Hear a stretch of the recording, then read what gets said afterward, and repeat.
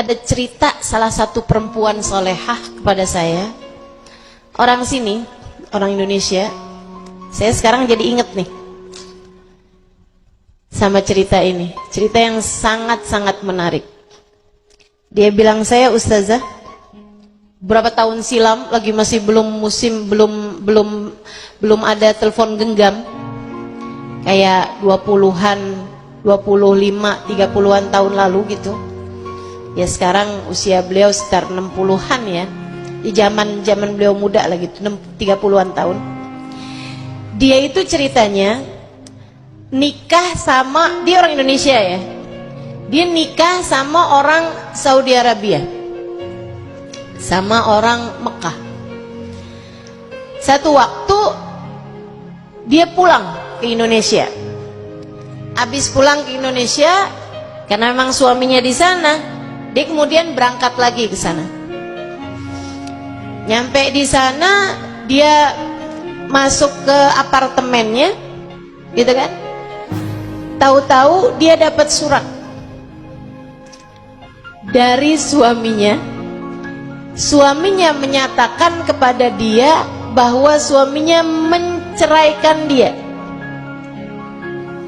Jadi sekarang dia nih harus menjalani iddah sebatang kara sendirian di negeri orang, di apartemen.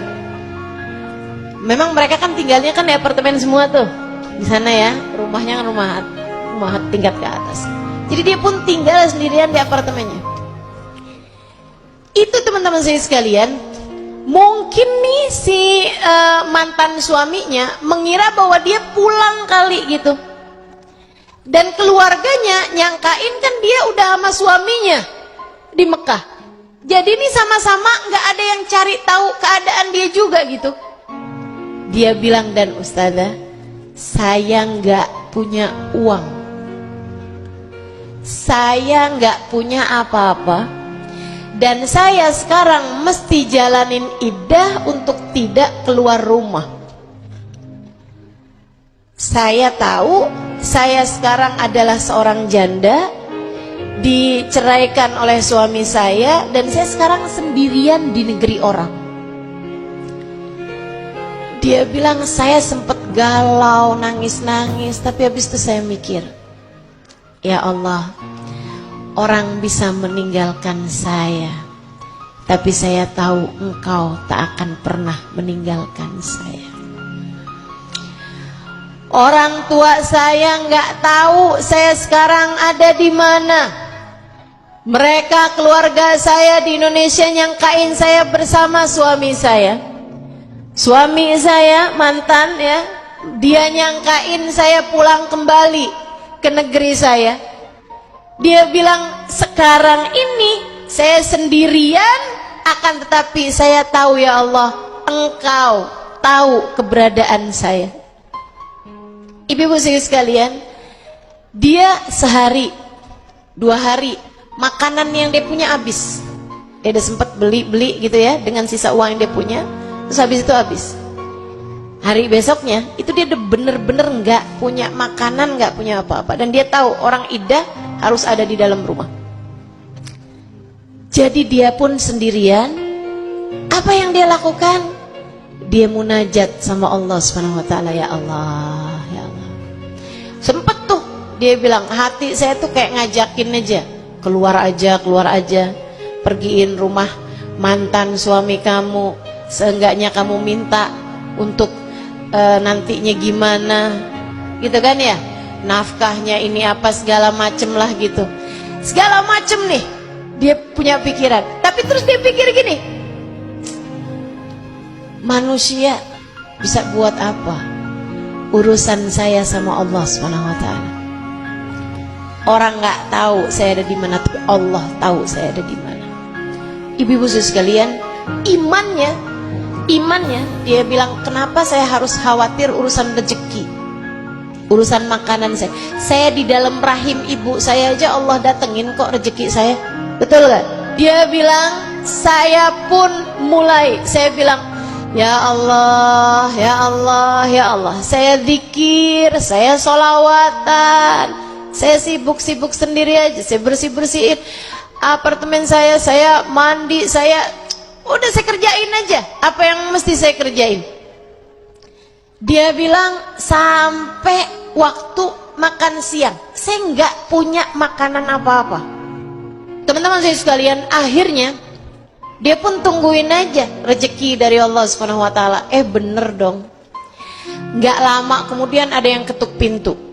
Dia ngintip dari, ada tuh biasanya kalau di apartemen atau hotel suka ada lobang, bisa ya, itu dari dalam bisa ngelihat yang di luar nggak bisa ngelihat yang di dalam. Jadi dia bisa ngelihat dari lobang tersebut, ternyata seorang laki-laki. Dia nggak mau dong bukain. Saya perempuan, saya sedang iddah, saya nggak mau bukain pintu untuk laki-laki yang bukan mahram saya. Akhirnya terus dia diem aja, nggak mau bukain pintu. Terus gedor lagi dari luar, dia nggak mau bukain pintu. Dari yang asalnya ketuk gitu ya, dia nggak bukain pintu. Akhirnya orang tersebut ngedor gitu, yang di luar itu. Dia tetap nggak mau bukain pintu. Saya nggak mau ngerjain sesuatu yang nggak dihalalkan sama Allah. Saya mau menjaga diri, saya nggak mau ketemu sama laki-laki yang bukan mahram saya. Itu padahal udah lapar, teman-teman. Dia bilang yang ngasih rezeki saya Allah, saya nggak mau urusan-urusan sama manusia, saya mau Allah aja. Jadi sekalian saya muliakan. Habis itu dia masuk lagi ke dalam, dia sholawatan apa segala macam gitu. Tahu-taunya orang tadi tuh gedor lagi, dia nggak bukain pintu, akhirnya ada surat masuk ke bawah. Ke bawah pintu itu ya, ada surat masuk. Dia pun buka surat tersebut, isi suratnya kayak begini nih. Maafkan saya, tapi saya ini adalah seseorang yang tinggal di atas apartemen kamu. Dia bilang saya beberapa waktu yang lalu bernadar, kalau urusan saya yang ini tuh bagus, berhasil gitu ya, dia ada satu project atau apa gitu, dia bilang kalau urusan saya ini berhasil, saya akan ngasih orang di bawah apartemen saya senilai sekian juta gitu. Cara Allah ngasih rezeki sama hambanya itu emang luar biasa, teman-teman. Luar biasa. Maka yang harus kamu angkat itu emang keraguannya masalah.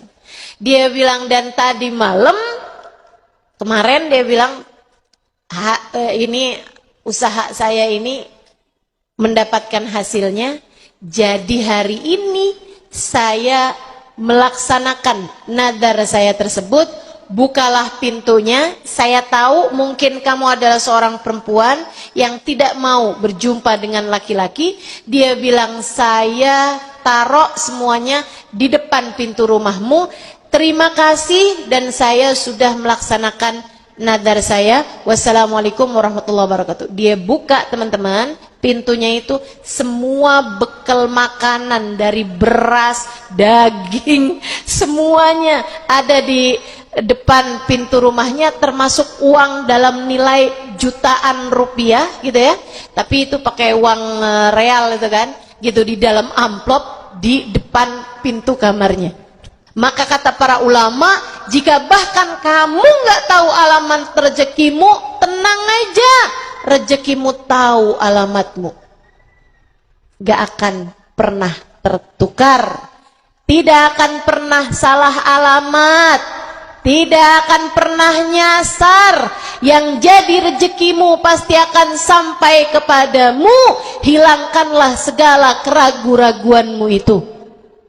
Teman-teman sekalian, jangan ragu-ragu urusan rezeki. Jangan ragu-ragu urusan rezeki. Nilaimu ada pada keimananmu kepada Allah. Yakinlah saja bahwa Allah Subhanahu wa ta'ala adalah sang pemberi.